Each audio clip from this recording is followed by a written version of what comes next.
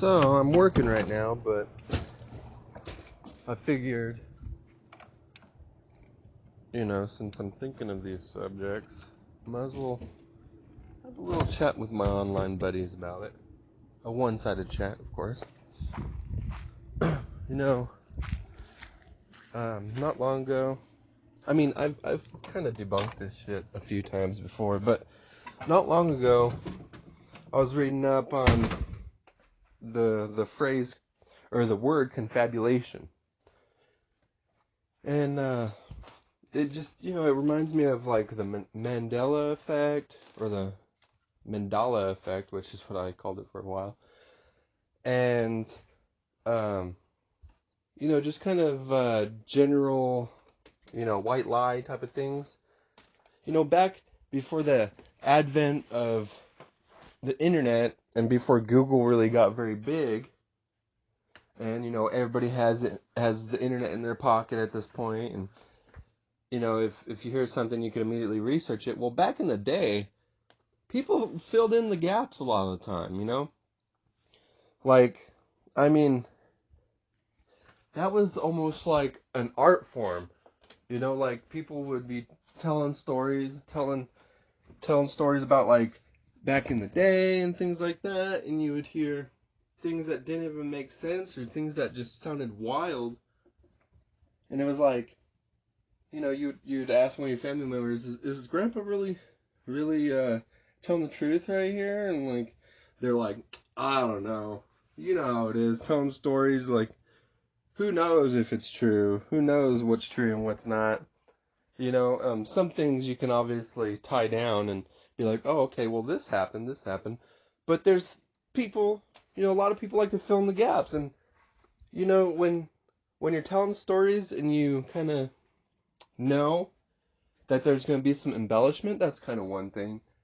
But when you try and outright make it out to be some sort of conspiracy, like the Mandela effect, it's kind of silly. So, one of the things I've noticed with the Mandela effect, a lot of people praised Nelson Mandela, right? Just like a lot of people praised O.J. Simpson, even though he was a piece of shit, he would beat his woman. They thought, oh no, this is all a lie. So people are already choosing sides, and without any real backing to that side, they take a side. They take a side and they believe it and they run with it. And that's where a lot of this, conspiracy comes in. They're like, oh, people like Nelson Mandela. Now he's a piece of shit. Or people hated Nelson Mandela. Now he's a great person. Well, no, it's that there's two different sides saying two different things. But that doesn't mean that there isn't a truth to the story. It doesn't mean that all of it is, conjecture. No. If you fucking murder your wife, you are a bad person. It doesn't matter if people don't believe it. You know what I'm saying? And yeah, just because, like, let's say with O.J. Simpson, just because he wasn't convicted doesn't mean he didn't do it. You know what I'm saying? So justice really, I would say justice was not served in that situation. But that's how all this kind of comes about. And that's why people, and not only that, but like if you look into confabulation and you think about how easily people's minds are swayed. Like say you're a pathological liar and you've told the same lie for 20 years. Well, at this point, you're going to start to believe that lie. It doesn't matter if you take a lie detector test. It doesn't matter any of that stuff because you believe the lie. You know what I'm saying? So that's where a lot of this really silly conspiracies can really inject themselves into society because our memories tend to be so weak anyways, especially, if you're drinking, if you're doing drugs, smoking weed, whatever, your mind can be kind of susceptible. And especially if you're not trying to critically, you're not trying to be critical of situations and of stories, then of course it's really easy to just be believing something. For a long time I believed, a whole host of things.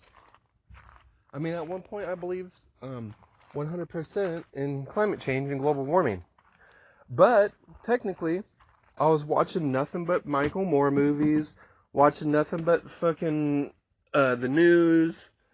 I was getting only one side of the story. I wasn't trying to debunk it. I wasn't trying to get down to any nitty gritty. And that's where, all this bullshit comes in. Easily. It easily comes in. I don't know why. And the funny thing is, like, some people even get upset when you're like, well, maybe you need to revisit that story. Maybe you need to revisit that theory and take a critical mind and try to debunk yourself on it. Sometimes they don't like that. They don't like that idea. So, it's that whole set in your ways type of situation. And, when I was a kid, when you're a kid in general, you're easily swayed one way or the other. Or every fucking direction. It doesn't really matter. If you got someone talking good enough, they might be able to sway you. And that's why, once you reach 25, 30 years old, if you have to wait that long, you really gotta go back to some of those ideas. Maybe not everything. Maybe some things are like a belief to you, which is fine, but it's nice to know that it's a belief rather than, like with me with global warming. I don't believe all of the hype there. I believe a certain truth, to my own truth, I guess you could say, which is kind of a Democrat phrase. But I believe a certain way, and at least I realize that my view isn't a mainstream view, or it's at least not the mainstream view of a hand-picked amount of scientists, which, you can get into that debate too. Global warming, did they specifically pick that 99 or 98% that believe one thing? If you read up on it, it seems like, they put out a test. All the people that believed one way, they grabbed that group, and then they tested them again, and that's where they got the 97%, 98%, whatever it is. The 97% that believe global warming is caused by man, or some bullshit like that, but at least I realize that it's not the mainstream theory. But I can sit there and I can argue with you if that mainstream story is even being portrayed properly, that's where I think it gets a little silly when people don't at least realize that, realize that a certain large group of people believe one way and that I actually have a against the grain theory, when they think like I guess maybe at least that's one good thing about flat earthers. They realize that a majority of people believe that round earth is legit. And I believe in round earth. I don't believe in flat earth. I'm just saying that that's another example. Like I say, at least they realize that, even if, I would argue that most of flat earthers are kind of just sheeple, and that there's a certain amount of people that want you to believe in flat earth because of this type of anti-authoritarian view. But let's get back to the fact that, things that you believed when you were young, you should question again, because your brain isn't fully developed anyways. Why would you believe, all your theories that you learned when you were a kid and just take them for granted? Like, you're a kid. There's a reason you're a kid. There's a reason, like your brain wasn't even fully developed yet. I mean, when I was a kid, I remember thinking, why do parents think you'll bounce off the wall if you drink sugar, or if you have caffeine and stuff? I didn't even recognize or feel the high from caffeine, but nowadays, like I realize there's a strong high that I get from caffeine, and it's probably mostly because my brain is actually fully developed at this point.